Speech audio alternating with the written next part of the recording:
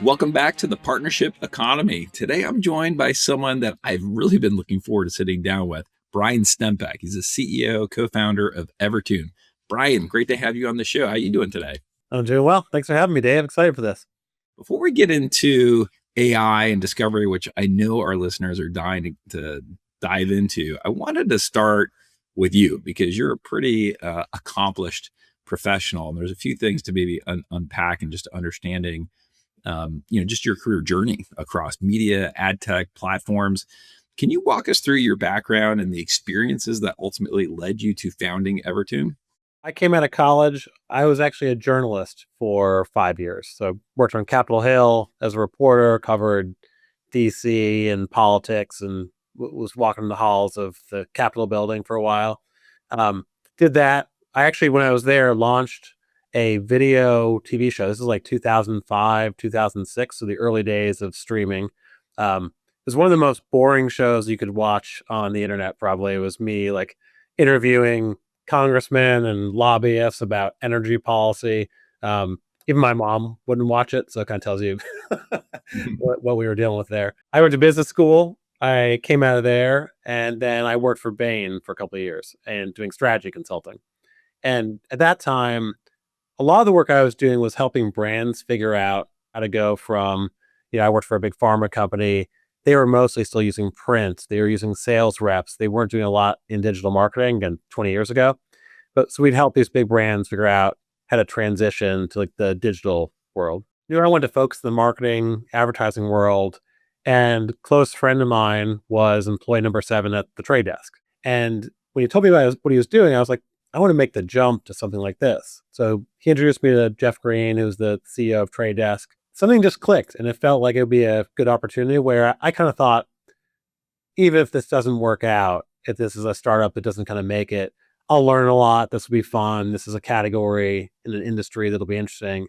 But ended up being the first kind of business person at Trade Desk, running sales and client services, start up the New York office, and scaled the business. And so went out and found clients and built it, and ended up turning into this rocket ship. Honestly, I think you're not giving yourself enough credit, to be honest. Like, you were one of the first senior folks to kind of join the team there.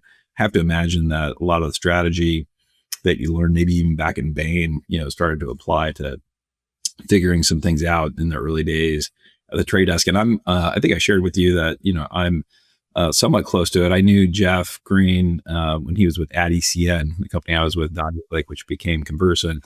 I was kind of in a process to consider acquiring AdECN, his first company, and then he went and started Trade Desk. And I used to live in Ventura for about 25 years, so very close to the story. Just an incredible outcome.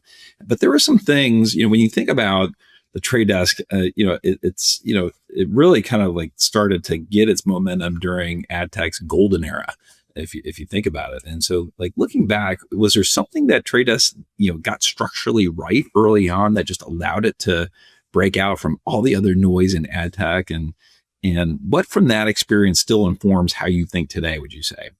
The Trade Desk and programmatic and that whole ad tech world, that was more behind the scenes. So that wasn't a consumer shift driving that. It was more about, okay, instead of buying ads in bulk, instead of buying ads that the publisher chooses what the brand or the advertiser gets, let's move that decisioning power and that buying power to the advertiser and to the demand side platform. So the Trade Desk is one of those DSPs of choosing every ad impression to buy. What that meant was it was a pretty long sales cycle. So it wasn't like programmatic advertising all of a sudden just took over the entire world. It happened gradually because that's a better way to buy advertising, when the buyer can say, hey, this is a consumer that's been to our website. They've looked at our product. They've looked at, let's say we're Zappos, we're selling Nike shoes. Let's go retarget them with an ad because we know what they're looking for.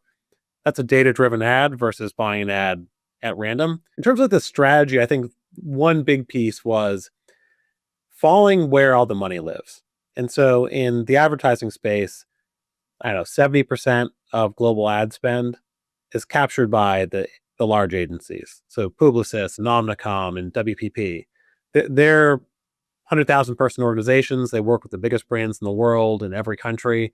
And historically, they've been the ones who buy media. When I was at Trade Desk, the other DSPs at the time, it's like MediaMath and Turn and a bunch of other companies, Google to some extent, had kind of neglected the agencies. They were going direct to brand. And the reason they were doing that wasn't that they hadn't tried the agencies, but because it was a long sales cycle, it was technically complex.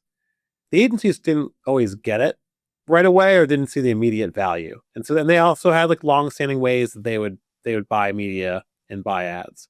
And so some of those early DSPs gave up on the agencies and went direct to brand. And so when we came as Trade Desk, we basically said, well, it's been a couple of years now for programmatic.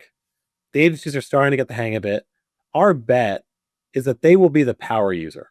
They're the ones who buy media today. They handle all the ins and outs of kind of the dirty work of setting up the ad campaign and doing all the measurement and paying the publisher and paying for data. There's a lot of back end work that goes into that.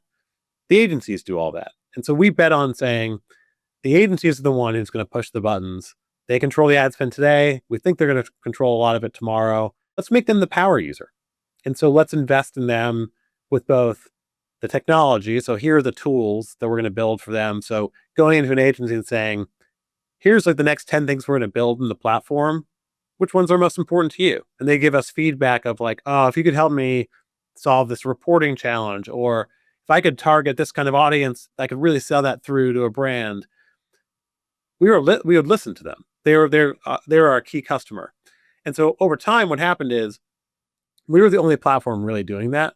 And then others started to follow suit, but we got a lot of loyalty from the agency media buyers saying, this platform is built for me. This is my daily tool that I use every day. Some of the other leaders of the ad tech companies at that time, it seemed like they were getting some investor pressure as well to go direct to brands, just really trying to figure out the business model and have it be more SaaS or SaaS like. And it required getting the fixed recurring minimums, which they could only get directly from the brands, less so from the agencies. And I'm just wondering, did you pick up on some of that back channel, that trend? Do you think it's true? And if so, do you think that led to them kind of chasing, that sort of strategy as opposed to, maybe listening to the voice of the customer? A lot of the funding for those companies came from Silicon Valley, came from SF, where most of those investors are. But those investors don't really understand the advertising world. They're not sitting in New York or Chicago, like bigger media markets, and listening to the brands every day. And so in the investor's mind, they're saying, okay, this is ad tech. This is just like insurance tech or property tech, any other category of tech. I want it to be recurring revenue. I want it to be stable. I want it to grow these brands over time. Like I want to put in the same bucket as I put Salesforce for CRM, which makes sense as an investor, right? It's a playbook you've run before. The part they didn't understand, or the part they got wrong, was that media buyers don't think that way. Every agency, like the average tenure of an agency holding a brand as a client is a couple of years before they switch. And so because of that uncertainty, there's no way an agency is going to sign up for SaaS and say, I have to pay this monthly or annual recurring fee. Well, I might not have that client next year. So that's problem number one. So agencies don't like to pay out of pocket for recurring SaaS tools. They'd rather bundle it with media costs. So if they can say, okay, Coca-Cola spent $10 million in ad spend, and the technology fee and the data fee and these other things we're going to do, we're going to include that in the 10 million, just pass it on to the brand and tell them what it is. That's a much better model for the agency because they don't have to go out of pocket and take any risk on anything. And so I think that was a big piece of what they got wrong. And then also, if you charge on a SaaS model, you give up all the upside. And that was the part we just never got on board with, which was, if you think you're going to be the best performing part of the advertising plan, and so we're going to go target the right people at the right time with the right message, we're going to value the media better than anyone else, we're going to drive the best return on investment for Coca-Cola or for Procter & Gamble or for Best Buy or whoever the brand might be. If you really believe that, then your bet is, I think they're going to go from $1 million in ad spend to 10 million to 50 million to 100 million. They're going to put most of their ad spend into this channel over time. Why on earth would I cap it at some arbitrary SaaS fee? Like, aren't I better off taking a percentage of the spend if I think it's going to grow over time? And that's what we did. So there were DSPs at the time who tried to pivot to SaaS, and it went really badly for both those reasons. Like agencies didn't want to do it, brands didn't really want to do it, and even if they did, you're giving up all the upside. And so that was one strategic piece where it kind of felt like a no-brainer to us, and that was a place where we didn't have a big Silicon Valley influence. The Trade Desk VCs were out of New York and Boston for the most part. And so they came with more of like a advertising friendly perspective than somebody who came from more of a tech SaaS perspective out west. Yeah, and I find that fascinating because Trade Desk, I think, was one of the first, at least marketing tech related companies to kind of prove that, right? Shifting from this kind of like SaaS, call it HubSpot, sort of model, if you will, or Salesforce sort of model, moving into more pure usage, essentially, right? Which really rides on the value of the platform. And to your point, it's probably the most important point about benefiting from the upside. Like as your customers grow and find success on the platform, you could actually ride with that success, as opposed to kind of like capping, your growth potential, which is absolutely fascinating. Yeah, I think like the HubSpot Salesforce model is to think in terms of seats. I'm gonna get more users in the organization. That's where growth. I'm gonna add more product lines. And those are, I mean, you could have a super successful SaaS business. And I think if you're an investor, you're also thinking the danger with the percentage of spend model is that some investors had seen that movie before with like Value Click or InterClick or some of like the publicly traded ad networks who had the early version of the DSP. They were scaling with media spend, but it was really volatile. Even if it's not a hard amount of recurring revenue, it's not like a fully committed 12-month SaaS contract like you would have at Salesforce or HubSpot, that you prove to the investor that the revenue is sticking around, that your retention rate is really high, and that same customer is coming back and staying with you for years. And because at the early, I'd say Adtech 1.0, at least in the public markets, didn't do that. Like Rocket Fuel, another example. They went public, had a great run for a year or two, but their revenue was really choppy. They didn't have the loyalty of clients. They didn't have people sticking around. That's one part the Trade Desk got right and that other ad tech players have gotten right.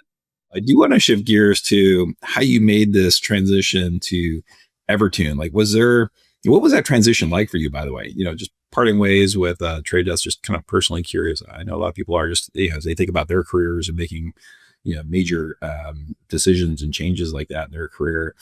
Was there something that drove you to kind of make a change? And then in starting Evertune, was there a problem that you kept seeing repeat itself across different roles, across companies that inspired you to start the business? So I was at Trade Desk for 11 years. And during that time, going from employee number 8 to it was like 2,000 or 2,500 people when I left. And it was a private VC funded company to a public. So it went through just so much amount of change. And it was exhilarating. It was amazing. It was also exhausting, right? Like building a business like that for 11 years. So I took some time to do different things. So I actually joined a nonprofit for a year and did some work there. And it was in the climate change space, thinking about how do you use advertising and messaging to position climate change as more of a nonpartisan issue? Can you make it less heated, less politicized by using some of the tools like Trade Desk and marketing tools? And did that for a bit. I did a bunch of advisory work for early and mid-stage companies where I would go advise the CEO, the leadership team on go-to-market and things like that.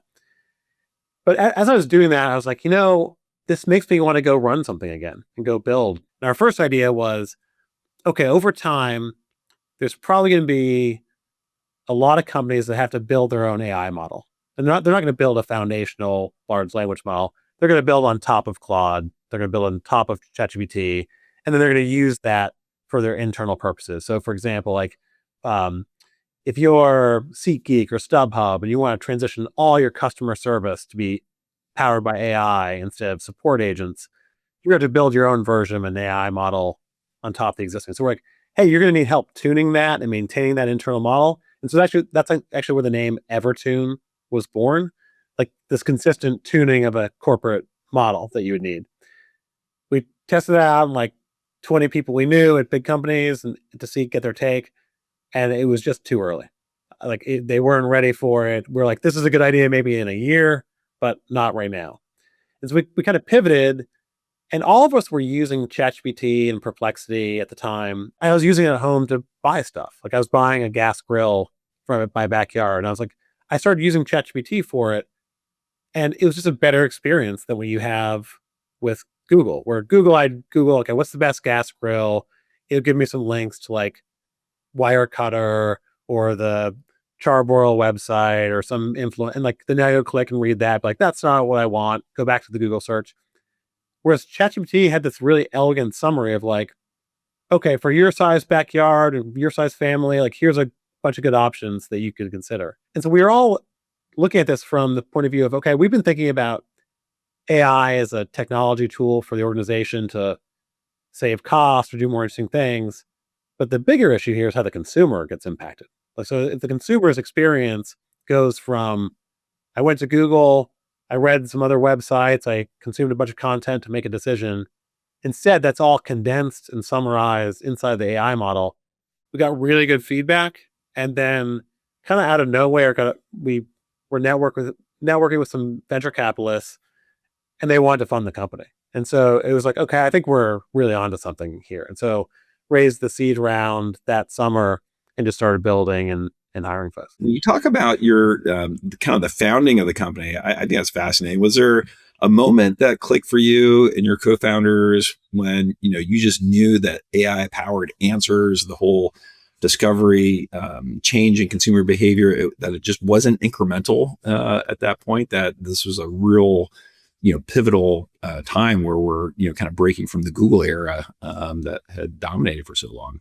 I think the biggest paradigm shift that we saw in this was when we started showing brands the results. So we went to a couple just friendly folks we knew, and we'd show them, okay, we ran lots and lots of prompts against the models because the models actually give a different answer every time. And this is, I mean, we did this for like a luxury goods company. And they came back, we showed them, here's how you're stacking up against the other brands in your category and your competitors. And it was super eye-opening for them because what the models were saying was there were some of their products, particularly they had an apparel line, so their shirts, their blouses, that were considered low quality by the AI models. And they had heard some of that in their market research. They had heard some of that in social listening and heard that from people. But now that information was being ingested by the AI models and then pushed back to everyone else who was asking about their products. When we talk to brands, what we're often saying is, historically, you've used marketing to reach consumers, and you've then used marketing, some of your content, to reach Google search and that algorithm. But now this is a new constituent. So this is a new type of audience you're trying to reach, which is, how does the machine or the bot or the AI model, how does that learn about your brand and your products? Because it's then going to influence consumers in a really material way. And I think when we start looking at the data where the average person in Google spends 5 or 10 seconds there, in AI, it's more like 6 or 7 minutes. It's more of a conversation. People give a lot more detail on what they're asking because they know they get good detail in response. But now brands are asking, what do I do? Like, what action steps can I take, especially if the model gets something wrong, right? Because we do see that where the model has an outdated information. It's got something wrong about the product. It doesn't know much about the category. How does the brand or the marketing team then engage to provide that information? Gotcha. Okay. And so what does that mean for brands specifically? It just seemed like brands, you look at last couple decades, a lot of investment into SEO, SEM, is just kind of like in that race with regards to, page rank and arbitrage and, just trying to like, if consumers are primarily using a Google search process to find something, it seemed like they have more or less mastered or optimized at least how to play that game. What does that mean for brands in this new paradigm? I think this has created a much bigger problem set. So if before you were solving for best running shoes, where do you rank on the Google search results? How are you doing in SEO? That's a pretty black and white indicator. You could measure that every day and say, okay, we were in fourth place versus third place. And there's a whole industry that popped up around that. This is harder because it's not just about what are the best running shoes. Well, best running shoes for who? Best running shoes for the marathon runner, best marathon shoes for somebody who's going to do more cross training, best running shoes for someone who's actually not going to run at all, is mostly just walking. Like there's all sorts of different audiences, geographies, use cases. It's almost like you're taking SEO and that problem you're solving, but you're now doing that for hundreds, if not thousands, of different variations of it. And there's no black and white answer. There's no one to say, well, actually, on this search, you're in third place. And this search, you're in fifth place. Because the models are probabilistic, they give a different answer every time. And so there's no SEO ranking in AI search. It's about probabilities. So, okay, Nike is being recommended as the best marathon shoe 80% of the time, and Saucony is being recommended 60% of the time. That's based on lots and lots of prompts that you can run and measure, but there's no source of truth quite as simply as there is in Google. You actually have to go out and sample. So I think it's more similar to like if you're going to do market research or do a political poll where you're getting a sample data set and seeing what comes back, what the margin of error looks like. That's now what this world looks like versus a very binary, okay, we're either in this place or we're not in Google search. So it expands the scope of the problem on measurement. And then it also expands on the action side because in AI search, you have to pull more levers to train the models. You have to use a combination of content on your own website, content on PR sites and earned media, content on commerce content and sponsored content with through impact.com and players like that. And so there's a lot more things you have to do to actually move the model because the models train on a lot of information. It's not like you can put out one blog post or one keyword and you're going to change the model's mind overnight. It takes a larger effort. And so that's what we've seen with a lot of brands we work with. What truly are the sources that are kind of driving kind of those AI answers? The biggest theme that I hear back from brands is this feels out of our control. And I think that's the big change the past 10 years, really, is that historically in advertising and marketing, the biggest budget would win. You could take over the airwaves and radio and then TV and to some extent digital. And if you look at the last 10 years, the rise of social media and the rise of influencers, that's an element that's largely out of the brand's control. And they're trying to now invest more in saying, how do I invest in the influencer? How do I invest in social media? Because that's having a big impact, perhaps as strong as advertising. So that's what's happening on the social media side. I think AI is the next extension of that. That feels very out of the marketing team's control. And so I think that's what they're wrestling with right now, which is trying to understand where does the AI model come up with these answers? Is it fair? Because I think one example I've used recently has been, if you ask AI, how many cups are in a gallon? Or what's the capital of France? It doesn't hallucinate very much on those, doesn't vary the answer very much in those queries because there's a clear black and white factual answer. There are not factual answers about what's the best SUV for me to buy for me and my family. That's a very subjective decision and based on a lot of different factors and my personal preferences as a consumer. And so what a lot of brands are reorienting around right now is what actions can we take? What control do we have to actually make sure we show up on our best possible footing here? So I think that's kind of the seismic shift that we could see coming, which is in an environment where you have fewer ads that you're able to get in front of the consumer and the consumer spending more time with AI, focusing on the influence on the consumer matters. And I think that typically right now is more on the content side of things. What are those signals that seem to influence LLM outputs today? The answers that are given there, where are they sourcing their content, their information from? How are they making that decision? And the answers that show up, what would you say to that? Yeah. So we track this. So when we go run data for a brand, we'll measure typically around 1 million prompts a month, asking lots of different questions. So we'll say with running shoes. So if you're asking what are the best running shoes for a marathon, best running shoes for a 5K, different categories like that, we'll actually look at what sources come back. So when you do the AI search, you'll see like the little citation or the source of where the model got the information. We store all that data. And so we can say, okay, there's a Runner's World article that came back. There's a content creator on YouTube that came back. There's this runreview.com website where they're more of an affiliate player. There's a bunch of reviews they're aggregating. They're taking a cut or a commission for driving people to go buy those shoes. But for a search like that, it's not uncommon that we'll see 3,000, 4,000 different URLs that come back as sources. There's a long tail of them. But we'll aggregate it and say, let's focus on the top 10 or 20 that are coming back most often to help the brand figure out where to focus. Because then we can get specific to say, on running shoes, the models are learning from these sites. If you ask about running shoes and durability for distance running, actually, it's a different set of websites. If you're asking about comfort for people who've had a foot injury, it's learning from these websites. And so you can get very specific to diagnose this is where the model learned about this topic, and this is where you should focus your content strategy. And so I mentioned Wikipedia, Reddit, YouTube is some of the bigger ones we see across different categories, but it kind of varies for each different search that you do, as most folks probably see in their own search behavior. But that's why when we run these, we try to give the brand a pretty clear playbook of, in your use case for this search, here are the sites that matter. And so if you had to summarize it just simply, what would you say determines whether or not a brand gets mentioned by an LLM or not? It comes down to owned media, so their own website, how much they're talking about their products and how much detail. Earned media with PR and more journalists or kind of independent content creators, and then sponsored content through affiliate or commerce or retailer content. Those are three of the big buckets. Then I'd probably throw in social media / community, places like Reddit. Those are the big 4 buckets to look at when you think about the type of content that's getting into the AI models.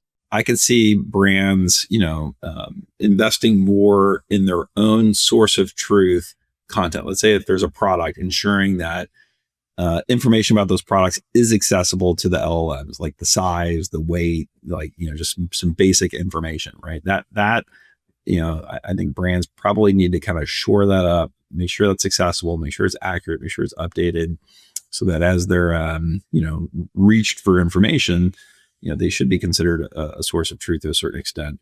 But that has a certain limit, like in the context of what is going to fit the context for that individual consumer. I would imagine that the LLMs are sourcing, just call it community-based content. You mentioned Reddit, you mentioned YouTube. What is the voice of the consumer? What do they have to say? And have that kind of get distilled and synthesized and summarized to put into answer form. Would you see it as at least like a combination of those two things that brands are probably looking at differently today than they've had to in the past, especially on the community side? Because it seems like that's where the LLMs are favoring. It's like, what are other people saying about this? And it sounds like maybe there's some sort of authority ranking that those sources have, but it's not the brand themselves. It's not the brand controlled message. It's somebody else is the source.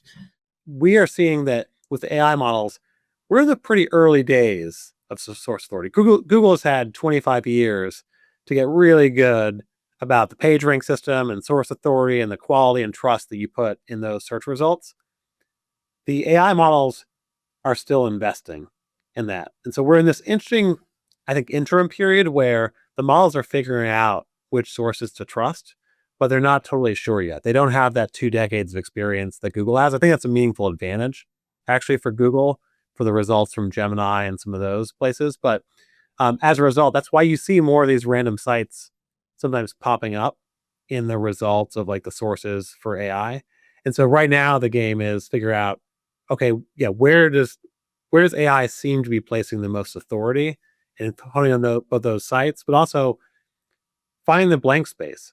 We've talked about identifying the sources. So that's one big piece of, okay, here's the websites, publishers, influencers that matter in this category, and you should go after them as you just laid out. The other piece is, well, what do you talk about? So what content should you actually develop? And so one of the things we built on our platform was content creation tools. So you want to go create a blog post, you want to create an article, you want to create a press release, create something for social media. We've actually built that in our platform so that a brand can go and say, oh, wow, for credit cards, when it comes to the initial fee I pay to get the credit card, that's really important. We do well at that. We need to put out more content talking about our cards that have a low intro fee. Sometimes, even with large brands, they have barriers to creating content quickly and easily. Sometimes it's about having the people to do it. Sometimes it's about the approval processes.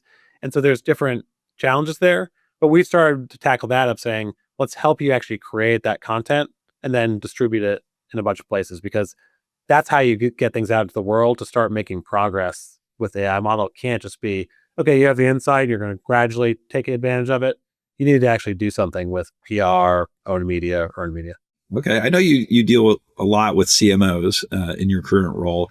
I have to imagine pretty much every CMO on the planet is interested in Evertune and, hey, what can I learn from how I'm showing up within these models? If you were advising a CMO today, what are the top three things, let's say, that they should start doing in 2026 to stay visible, stay relevant in this AI-powered discovery world? Yeah, I think so. Step one is knowing where you stand today. So, is your brand showing up or not? It's often pretty shocking for the CMO to see, wow, in this category we're not ranking at all, because every CMO thinks their brand is the best or thinks they deserve to be in the top five. And so we've seen this a lot where even a really strong brand sometimes may not be as strong in AI as it is in their channels. Step one is kind of that information about how you're doing. Step two, I think, is more about no matter what the results say, the race is on, right? So there are other brands now taking these results and taking action on it. And so step two is really about increasing the velocity of producing content. That's one thing we've seen across almost every brand we've worked with. They're doing more on their own site. They're doing more with their PR agency. They're doing more in affiliate and sponsored content. They are accelerating how much they're doing, often by orders of magnitude in terms of the amount of content they're producing, because in some really larger marketing organizations, they can slow down with processes and the politics and of getting things done quickly. This isn't a space that's going to wait around for them. And so I think increasing that content velocity is the next piece. And the third, and this is kind of nascent, but it's important to call out, is trying to understand the impact the AI actually has on your sales or your brand awareness with people, not the machine. And so something I sometimes hear from a CMO is, we know it's important, but we're not seeing a lot of traffic yet come from ChatGPT or come from Gemini to our site. Well, there's a reason for that. A lot of times those models don't actually give you a link. They're not built like search. They're actually more like social media in that they're trying to keep you in the model asking more questions. They're incentivizing you to ask a follow-up question and get your money's worth for paying for that model. I think the mindset shift is when I first started using the internet in the 90s, America Online was our front door to the internet, right? And it was essentially all things in one place. There wasn't really a browser that simple. You're doing everything in AOL. And for a time, everyone was thinking AOL is the internet before we started using the Netscape browser, everything else, go browse the internet and go to lots of different sites. And so there's this centralized hub where you access the internet. In the time since AOL, the internet universe exploded and fragmented. Now it feels like it's kind of coming back again towards that front door to the internet. And so if you think about AI more like AOL was, for people who remember it, or just think if the AI model is really about this is where people start spending most of their time, either engaging with questions, whether it's commercial or non-commercial, they start doing shopping there, they start using it as an assistant. I think we're at the very early phase, like agents and assistants taking off. That's hard to envision yet. But if you start thinking of the average consumer, the average person who is going to buy one of your products is now spending a lot more time in AI, and that's their front door to learn about your product, to learn about your company. When you and I first met, when you were at Evertune specifically, you and I had met before that.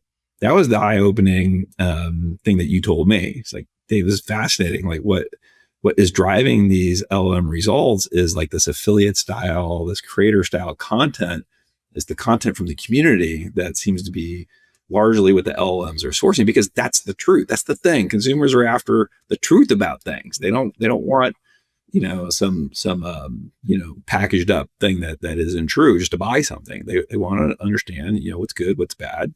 It's okay to have some bad elements. That's the reality of things. People will still buy it, but they want to know what they're dealing with. And I think AI seems to be helping to get to that information quicker, more efficiently, and on a very personalized level. The amount of sources that we see that are tied to more affiliate type content.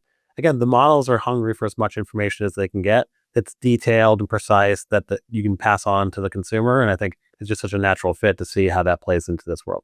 Yeah. And I just love the partnership that our two companies are working on. So as Evertune is revealing some of the insights on where and how brands are showing up within these AI answers, the ability through our sort of integration with impact.com to be able to kind of take action on those insights and form partnerships with these sources, definitely something that every brand should have in their quiver, if you will. Totally agree. Yeah. When we do that integration, our goal is to say, how do we give the brand a really easy action step to take? What's one of the fastest packs? Sometimes it's actually easier for them to go turn on an affiliate publisher deal than it is to actually push content to their own website.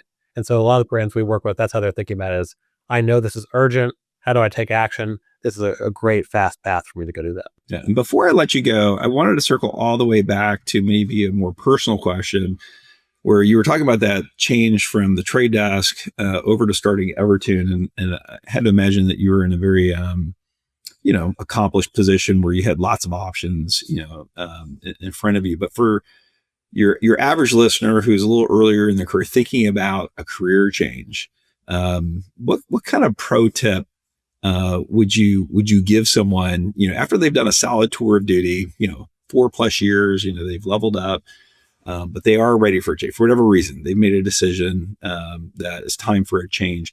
What should they be thinking about as they pursue that next venture, would you say? Hey, I can speak for myself personally, how I think about it, which is one interview question I actually ask people a lot is when they look at their calendar for the week and they're coming in on a Wednesday, what's the thing they're most looking forward to? And what's the thing they're not? Because you look at your calendar of the week, you're like, this meeting is going to be great. The time on this product's going to be fun. This is going to be super interesting. And I get this other meeting. I know I got to do it. It's a little bit less compelling to me. I think doing that exercise, I kind of ripped this off. There's a book called Design Your Life. And they talk about this, like the parts of your day. It's not about strengths and weaknesses. It's about what energizes you and what takes away energy. And so for me personally, when I thought about it, like what energized me was in the earlier years of Trade Desk when it was really product focused, of like meeting with customers, figure out a problem to solve, go take it back to the engineers, figure out how to build it quickly, high agility way, ship new product, go win more business. Like I loved that flywheel, right? Like it was just super fun and rewarding to be able to come with an idea, build it 2 weeks later, and go do it. And as I personally was in a more senior role at Trade Desk later on, I was less involved in that stuff, right? It was more running a big company, which was interesting and challenging in its own way, but was less energizing to me than the early, more product and strategy focused questions. And so I think for every one of your listeners, it's gonna be a little bit different about what are the parts of the job that energize them and what are the parts, because I think people tend to be best at the parts of the job that really energize them. And so that's why I ask it during interviews is to figure out, this is the right role for this person? Are they gonna, if this job is mostly managing the CRM system and they hate managing the CRM system, this is probably a bad fit, right? But I think as a individual exercise, it's going to think about, there's always some portions of the job that not everyone loves. That's inevitable. But thinking about the type of company or the type of role of the things that energy drives you, that's how I made my decision. Obviously, I would have a number of things to say on this, but this is your interview, not mine. But I do want to call out one thing that I observed in your transition that you had called out. There's two co-founders of Evertune that came over from your experience at the trade desk, it sounded like. And that's one thing I always give as advice. Anytime I call it staying within network, meaning if you had a good experience or a great experience with someone and you have an opportunity to work with them again, that is a huge plus, as opposed to taking a complete flyer risk. If these are folks you've never worked with before, you have no insight as to whether or not you're going to get along and work well together. It's risky. You're up in your risk. I think you lower your risk if you're pursuing a new venture with folks that and can predict what they're capable of, how well you're going to work together. Would you agree with that observation as well? Absolutely. Yeah. I mean, part of it is when we started the company, it's like, these are people I love working with. Like, even if this, especially in the early days, we're like, is this going to be anything? Can we actually raise money? Will this be a real company at some point? It's fine and fun when you're doing with people you know how to work with. And, we've hired a number of people here where they were at Trade Desk a few years back, or we've had experience work together as a client and we brought them on board because I think you're spot on, like that, having that trust and that comfort of like people I know how to work with and how to scale a business, like that just makes life a lot more fun when you go to work. It's like, these are people that I know from back in the day. It's great. Excellent. Yeah. And I can summarize that by saying first who, then what, especially at that stage of company, for sure. That's right. Because at this stage, everyone's doing everything. So, we have a very talented product marketing person. She's also helping out with snacks for the office. Like we're at that scrappy startup stage, right? Well, this has been a great conversation, Brian. I really want to thank you for spending so much time with us. Where can people follow your work or learn more about what you're building at Evertune, by the way? Yeah, it's a website's evertune.ai. We're pretty active on LinkedIn. So if you follow the company there or follow me and the marketing folks, we publish a lot of research about what's happening in AI. And so that's a great place to reach us. That's great. Well, thank you so much for tuning in. And thank you again, Brian. Thanks, Dave. Appreciate you having me.